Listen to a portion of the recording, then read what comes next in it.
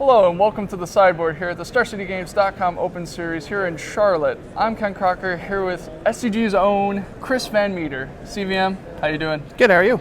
All right, so the last time we saw you playing Modern CVM, we saw you playing Amulet Bloom. Yep. So you seem to be a big fan of decks that go off on turn 2, even though it's supposed to be a turn 4 format. Correct. This time you're not playing Amulet Bloom, but you're playing Evolutionary Elves? Yeah, it's just another green combo deck. Seems to be something that I enjoy playing. But yeah, I was streaming earlier this week. Friend Kenny Caster said that he had broke the format, sent me the list. Apparently, had been working on it with like Brad Nelson and JVL. Brad decided he didn't want to play this at Worlds. Sure. So he told Kenny he can give it to whoever he wanted. I played with it a little bit on stream, and like the first game that I played with it, I cast Emrakul on turn 2, and I was just kind of hooked. Emrakul on turn 2 is strong play in this format. All right, so we've seen Elves before, even in Charlotte, but that was running more of a Court of Calling kind of collected company package. Mm-hmm. You're instead going for an Evolutionary Leap sort of Elves and Legacy package. So how does this work per se? How do you go off?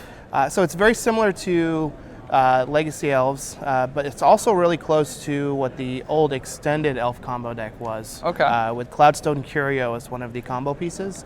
If you have Nettle Sentinel, Heritage Druid, and any other 1-mana elf, you can make infinite mana. And you have a ton of 1-mana elves. Yeah, that's also really important for Evolutionary Leap, which we'll get to. If you have Nettle Sentinel, Heritage Druid, Essence Warden, infinite life, infinite mana. In fact, if you just have Heritage Druid, Essence Warden, 1-mana elf, it's infinite life, which you could do, very, very quickly. Turn 2, turn 3, and as we've seen with the Malera combo decks, like the collected company decks, there's a lot of decks that just can't actually beat infinite life. Yeah, and then we have Elvish Visionary in the mix, so that in those situations where we're making infinite mana, we can also just draw our deck with Elvish Visionary. Sure. But the big addition to this deck is Evolutionary Leap, which can allow you to go off as early as turn 2. So if you go turn 1, Nettle Sentinel, turn 2, have a Nettle Sentinel and a Heritage Druid, you can tap those for 3 mana, cast Evolutionary Leap, which will let you untap your 2 Nettle Sentinels, and you have 1 mana left. So you can play a 1-mana elf, make 3 mana with your Nettle Sentinels and the 1-mana elf, use 1 mana to sack that new elf to the Evolutionary Leap, which will, odds are, going to get you a 1-mana elf because you have 24 in your deck, and each cycle of that is plus 1 mana. Yeah. So you just basically keep going to the point where you have 15 mana, and eventually you'll find Emrakul and cast it. Turn 2 Emrakul, no big deal. Yep, and then it makes it even more consistent than you would think because you have Summoner's Pact. Sure.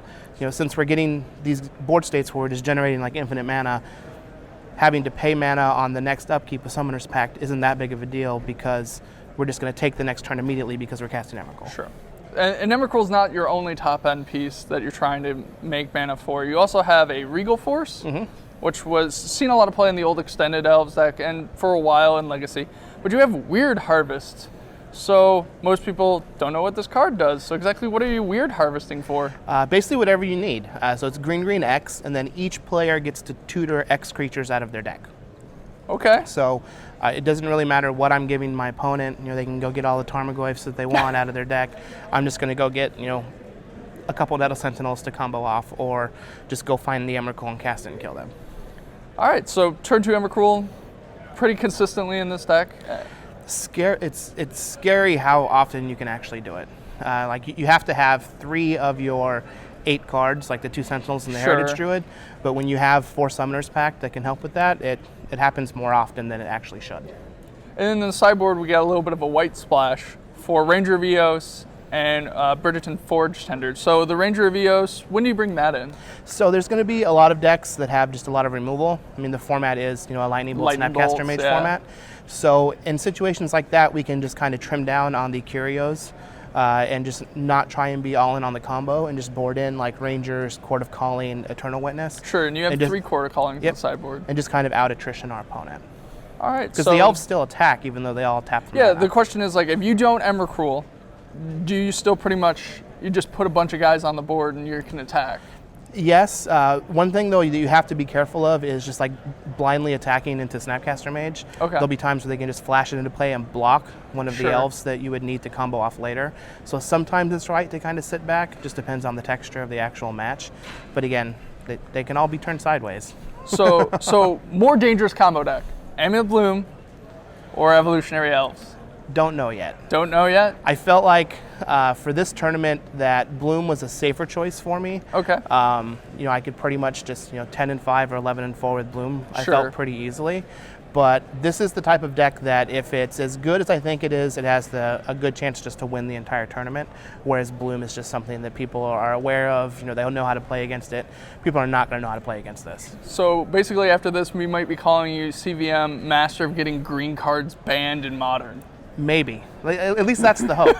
I also felt that shooting for the tournament win was going to be a little more important in the points race. I'm Sure. like 21 points behind Danny. If I try and nickel and dime myself there, it's not really going to work because the Invitational is next weekend. Of course. And I think that if I can win this Modern Open, I have a good shot at giving him a run for his money at the Invitational for the season 3 points leader. And this is the type of deck that will have that chance. All right. Well, we wish you the best of luck. Thanks for taking the time to set us in from the sideboard. Appreciate it. All right. You guys stay tuned for more Modern action here in Charlotte.